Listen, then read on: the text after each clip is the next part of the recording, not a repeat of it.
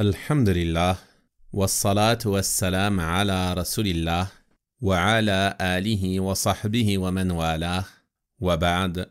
Chers auditeurs, nous continuons ensemble la méditation et l'explication de Hadith Qudsi, et nous allons voir aujourd'hui un hadith rapporté par Ibn Hibban et authentifié par Al-Albani, rahimahumallahu ta'ala.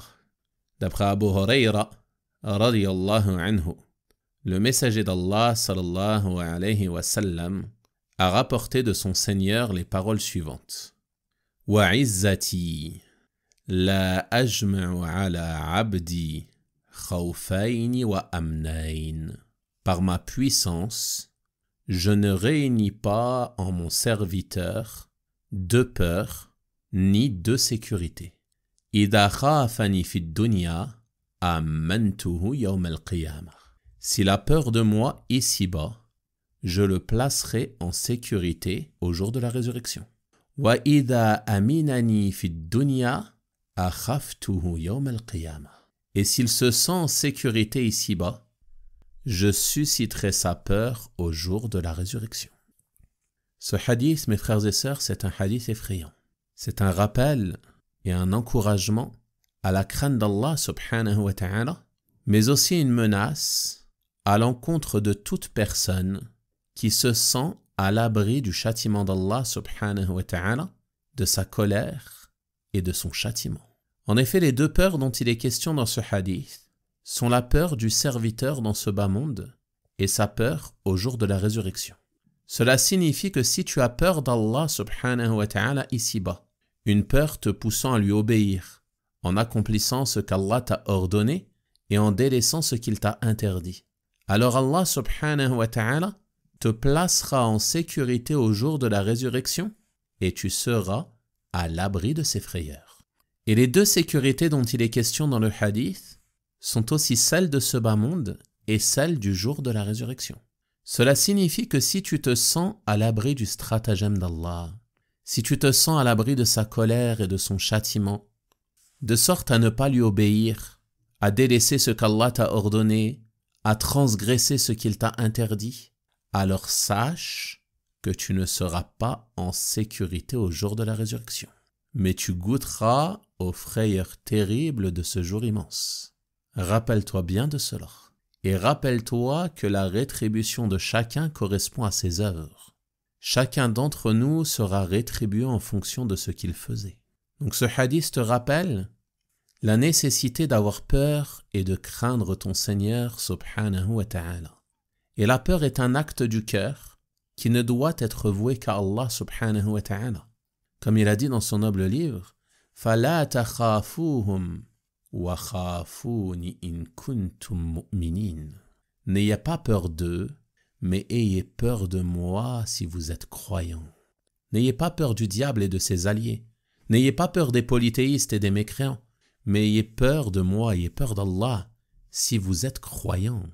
L'imam al-Sa'di rahimahullah ta'ala a dit dans l'explication de ce verset indique l'obligation d'avoir peur d'Allah seul, et que ceci fait partie des choses exigées par la foi. C'est donc à hauteur de sa foi que le serviteur aura peur d'Allah. Médite bien sur cette phrase. C'est donc à hauteur de sa foi que le serviteur aura peur d'Allah. C'est-à-dire que si la peur est moindre, elle indique un manque de foi, une baisse de foi. Donc il dit, rahimahullah, c'est donc à hauteur de sa foi que le serviteur aura peur d'Allah. Et la peur louable est celle qui empêche le serviteur de commettre les interdits d'Allah. C'est cela la peur qui est attendue du serviteur. C'est une peur qui te pousse à ne pas désobéir à Allah. Une peur qui te pousse à t'écarter des péchés, des mauvaises actions. Une peur qui te pousse à t'écarter de tout ce qui peut te faire encourir la colère d'Allah subhanahu wa ta'ala et son châtiment. Une peur qui te pousse à ne délaisser aucun de tes devoirs religieux. Une peur qui te pousse à accomplir toutes tes obligations. C'est cette peur qui fait partie des caractéristiques des vertueux. Comme Allah subhanahu wa ta'ala les a décrits dans son noble livre. Innal ladina hum min khashyati rabbihim mushfiqun. Ceux qui sont pénétrés de la crainte de leur Seigneur. C'est-à-dire que malgré les bonnes actions qu'ils font, malgré leur délaissement des péchés, ils craignent Allah subhanahu wa ta'ala. Ils ne sont pas leurrés par leurs actions, mais ils se remettent sans cesse en question. Ils craignent d'avoir eu des manquements dans leurs devoirs vis-à-vis d'Allah, car ils savent qu'Allah subhanahu wa ta'ala mérite bien plus d'être vénéré, il mérite bien plus d'être adoré. Quels que soient les efforts que tu fais, Allah subhanahu wa ta'ala mérite encore plus. Donc le vertueux, il craint de ne pas en faire assez. Il a peur d'avoir des manquements, il a peur d'être négligent.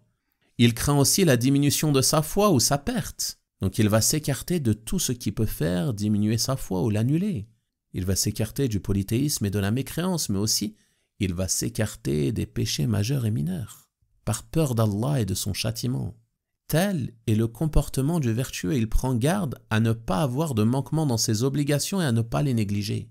Et ceci est la peur d'Allah qui est attendue du croyant. Comme on l'a vu dans un hadith précédent, au sujet de ce berger qui se trouve seul avec son troupeau au sommet d'une montagne. Mais il fait l'adhan et la prière. Pourquoi? Parce qu'il a peur d'Allah. Et il sait pertinemment qu'Allah subhanahu wa ta'ala l'observe et qu'Allah subhanahu wa ta'ala le voit. Et ceci nous indique que la peur d'Allah subhanahu wa ta'ala est suscitée par sa connaissance. C'est-à-dire que plus tu connaîtras Allah, plus tu connaîtras ses noms et ses attributs, plus tu auras peur de ton Seigneur subhanahu wa ta'ala. Car tu seras conscient de sa grandeur, de sa puissance, de son autorité, de sa force, qu'il est dur en châtiment et ainsi de suite. Et c'est pour cela qu'Allah subhanahu wa ta'ala a dit dans son noble livre « Innama yakhsha Allah min ibadihi al-ulama » Parmi ses serviteurs, seuls les savants le craignent. C'est-à-dire seuls les savants le craignent réellement, car ils connaissent Allah subhanahu wa ta'ala. Et l'imam al-Sa'di rahimahullah ta'ala nous dit dans le tafsir de ce verset, plus la personne sera savante au sujet d'Allah, plus sa crainte d'Allah sera abondante. Ceci exigera de lui la crainte d'Allah et le délaissement des actes de désobéissance et la préparation pour la rencontre de celui qu'il craint. Il va se préparer pour rencontrer celui qu'il craint. Et comment on se prépare? On se prépare en multipliant les bonnes actions et en délaissant les péchés. C'est ainsi qu'on se prépare à la rencontre d'Allah subhanahu wa ta'ala en prenant ses provisions. Et la meilleure des provisions est la piété, l'accomplissement des ordres d'Allah et le délaissement des interdits d'Allah subhanahu wa ta'ala. Et le cheikh rahimahullah ta'ala nous dit ceci est une preuve du mérite de la science. Car la science, elle t'appelle à la crainte d'Allah subhanahu wa ta'ala. Et les adeptes de la crainte d'Allah, ceux qui craignent Allah, ils seront ceux qui sont honorés. Comme Allah subhanahu wa ta'ala a dit « Radiyallahu anhum wa radu anhu » Allah les a agréés, Allah est satisfait d'eux. Et eux, ils sont satisfaits de lui. Ensuite, il dit « Dhalika liman khashiya rabba » Ceci est pour ceux qui craignaient leur Seigneur. C'est pour celui qui craignait son Seigneur. Celui qui se soumettait à ses ordres en les accomplissant et à ses interdits en les délaissant. Donc ceux qui l'ont craint et ont eu peur de lui dans ce bas monde, ils seront à l'abri dans l'au-delà. Ils seront sauvés des frayeurs du jour dernier. La khawfun alayhim wa lahum yahzanun. Ils n'auront plus aucune peur, ils ne seront point affligés. Les gens du paradis ne ressentiront plus aucune peur. Et je demande à Allah subhanahu wa ta'ala de me placer ainsi que vous parmi eux. Donc telle sera leur situation. Étant donné qu'ils ont eu peur d'Allah subhanahu wa ta'ala dans ce bas monde, Allah subhanahu wa ta'ala les préservera et les placera en sécurité au jour de la résurrection, puis il les fera entrer dans son paradis. Un paradis dans lequel ils ne goûteront que des délices. qu'Allah nous place parmi les gens du paradis. Mais celui qui est privé de cette peur, celui chez qui cette peur est absente, celui qui dans ce bas monde se sent à l'abri du stratagème d'Allah subhanahu wa ta'ala, celui qui est plongé dans les péchés et refuse de les délaisser, celui qui, lorsqu'on lui fait un rappel, refuse de se soumettre et s'entête dans la désobéissance à Allah, celui qui est leurré par le fait d'avoir connu le tawhid et pense que, sous prétexte qu'il est monothéiste, alors les péchés ne lui causeront aucun tort. Celui qui a oublié qu'il devra rendre compte à Allah subhanahu wa ta'ala de chacune de ses actions. Celui qui n'est pas attentif aux rappels, celui qui n'est pas attentif aux exhortations. Celui qui prétend être habitué aux péchés et ne pas pouvoir les délaisser. Celui qui prétend que c'est sa nature, qu'il est comme ça. et qui pense qu'il n'aura pas de compte à rendre à Allah. Nul doute que ceci provient d'un manque de connaissance de son Seigneur, mais aussi d'un manque de foi. En raison de son ignorance, en raison de son suivi des passions, il se pense à l'abri. Alors il désobéit à Allah. Il commet des péchés, en public et en privé. Il délaisse ses devoirs vis-à-vis d'Allah, il néglige ses obligations, il transgresse les interdits et oublie qu'il devra rendre compte de tout cela à son Seigneur. Nul doute que le fait de se sentir à l'abri de cette manière fait partie des grands péchés.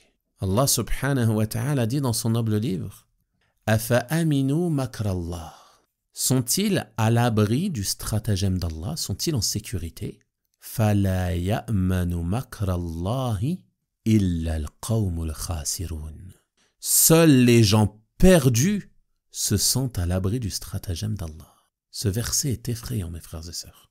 Ce verset doit susciter dans nos cœurs la peur de notre Seigneur subhanahu wa ta'ala. Nul parmi nous ne doit se sentir à l'abri. Ne pense pas que parce qu'aujourd'hui tu es croyant et tu accomplis certaines de tes obligations comme la prière, la zakat, le jeûne, tu es à l'abri du châtiment d'Allah subhanahu wa ta'ala. La situation dans laquelle tu es, l'obstination dans les péchés, le refus de te réformer, de te corriger, ceci peut être une cause pour que la foi soit retirée de ton cœur, wal'iyadhu billah.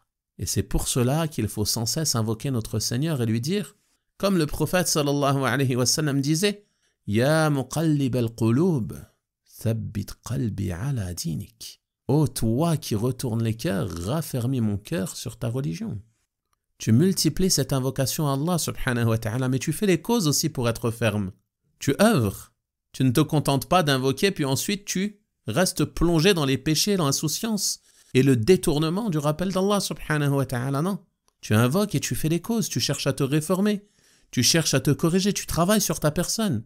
Tu prends le dessus sur ton nafs, ton âme incitatrice au mal. Et tu fais toute cause qui te permettra de t'écarter de ce qui risque de te faire encourir la colère d'Allah subhanahu wa ta'ala et son châtiment. Ne te sens pas à l'abri. Le croyant, il réunit entre les bonnes actions et la peur. Il a peur que ses bonnes actions ne soient pas acceptées, il a peur d'être châtié pour certains de ses péchés. Il agit dans le bien, mais il a peur. Tandis que l'hypocrite, le pervers, qu'est-ce qu'il fait? Il agit dans le mal, il est malfaisant. Ses obligations, il les fait mal ou il les néglige. Il commet des péchés, il fait des mauvaises actions. Il se sent à l'abri. Allah est pardonneur et miséricordieux. Allah est pardonneur et miséricordieux à celui qui se repent. Il est indispensable de réunir dans ton cœur entre trois choses, qui sont l'amour d'Allah, la peur d'Allah et l'espoir en Allah. Et ces trois choses sont les piliers de l'adoration, que tu retrouves dans les 3 premiers versets de Surat al-Fatiha.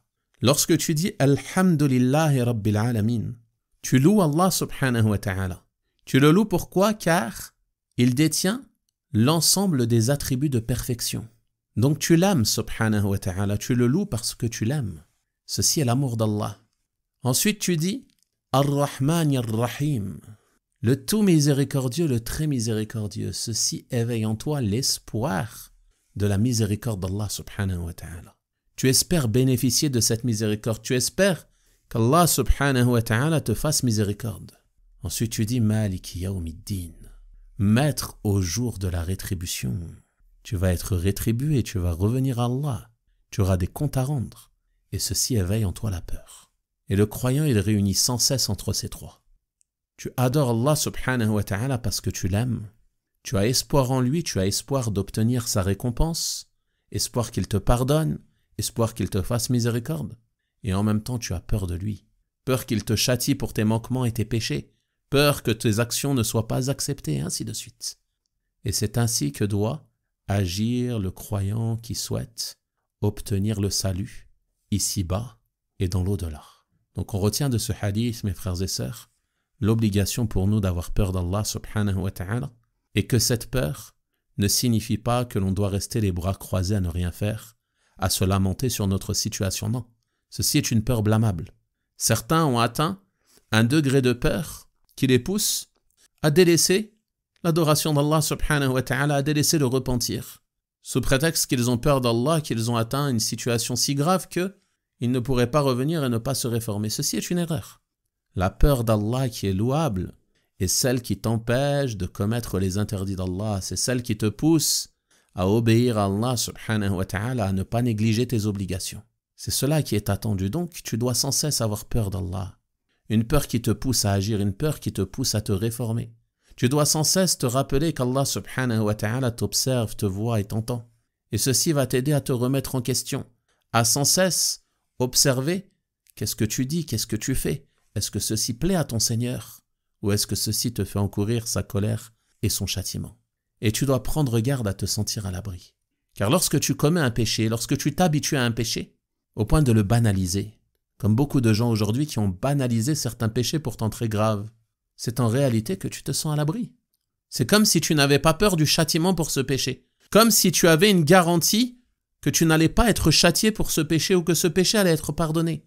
Qui t'a garanti cela, mon frère? Qui t'a garanti que tu serais pardonné pour ce péché? وَيَغْفِرُ مَا دُونَ ذَلِكَ لِمَنْ يَشَاءُ. Allah subhanahu wa ta'ala dit qu'il pardonne en deçà du shirk, en deçà du polythéisme, à qui il veut. Est-ce qu'il t'a garanti qu'il voulait te pardonner? Et peur d'Allah subhanahu wa ta'ala, ne te sens pas à l'abri de sa colère et de son châtiment. Et ne te sens pas à l'abri de son stratagème. Prends garde à ne pas te laisser entraîner par ce bas monde, ces désirs éphémères, au point d'oublier le retour vers ton Seigneur. Et nous sommes, mes frères et sœurs, dans ce mois béni, le mois béni de Ramadan, qui est une école pour apprendre la peur d'Allah. C'est une formation à la peur d'Allah, le mois de Ramadan. Car il a pour objectif, pour sagesse, pour finalité, de nous faire atteindre la piété. La piété qui consiste à nous soumettre aux ordres d'Allah en les accomplissant et à nous soumettre à ses interdits en les délaissant. Donc le Ramadan, c'est une formation à la peur d'Allah. Pourquoi tu ne manges pas et tu ne bois pas durant la journée? Parce que tu as peur d'Allah, tu jeûnes pour Allah. Tu ne veux pas qu'il te voie en train de lui désobéir. Donc tu ne manges pas et tu ne bois pas. À plus forte raison, tu vas délaisser les péchés. Ces péchés qui pourraient te faire perdre la récompense de ton jeûne. Combien sont ceux malheureusement à délaisser la nourriture et la boisson, mais à passer leur journée dans de nombreux péchés et actes de désobéissance, wallah al-musta'an. Il passe sa journée devant son écran, à regarder des vidéos interdites, à lire des paroles interdites, à écouter des paroles interdites. Penses-tu que, en agissant ainsi, tu jeûnes d'une manière qui plaît à Allah subhanahu wa ta'ala? Penses-tu que ce qui t'est demandé simplement de ne pas boire et ne pas manger? Non. C'est bien plus que cela qui est attendu de toi. Tu dois t'élever, tu dois t'entraîner à avoir peur d'Allah, à avoir espoir en Allah.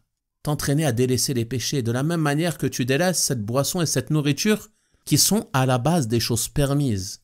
Délaisse d'autant plus tout ce qui peut te faire encourir la colère d'Allah et son châtiment. Délaisse les péchés, délaisse les péchés des yeux, ne regarde pas ce qu'Allah t'a interdit de regarder. Délaisse toutes ces vidéos interdites. Délaisse la lecture de paroles interdites aussi. Délaisse la lecture de paroles vulgaires. Délaisse aussi l'écoute de choses interdites. Délaisse l'écoute de la musique. Délaisse aussi les péchés de la langue, le mensonge, la médisance, la calomnie. Entraîne-toi à cela durant ce mois. Entraîne-toi à parfaire ton comportement et à avoir peur d'Allah subhanahu wa ta'ala afin de ressortir de ce mois de Ramadan dans une situation meilleure que celle dans laquelle tu y es entré. Et c'est cela l'objectif, surtout avec ces nuits qui arrivent, les 10 dernières nuits du mois de Ramadan qui sont une occasion immense pour obtenir le pardon d'Allah subhanahu wa ta'ala et sa miséricorde. Je demande donc à Allah subhanahu wa ta'ala de ne pas nous priver de sa grâce et de nous aider à l'adorer de la meilleure manière, avec peur et espoir, et de nous placer parmi les gens du paradis et de nous préserver du châtiment de l'enfer. Wa sallallahu wa sallama wa baraka ala nabiyyina Muhammad wa ala alihi wa sahabatihi ajma'in walhamdulillahi rabbil alamin.